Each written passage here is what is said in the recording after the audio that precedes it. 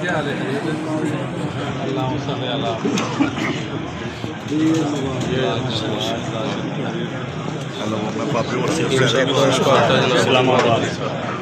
इस्लामाबाद के वाला साहब टीसी इस्लामाबाद ये असिस्टेंट में सियालकोट भी रहे हैं।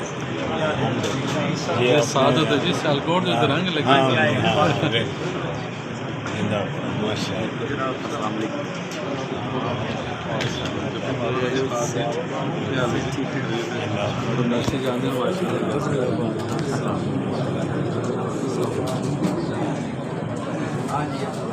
रहना है चाहना रखो किधर हमारा कमरा सारा करना नहीं वैसे और मैं था बनाई अच्छा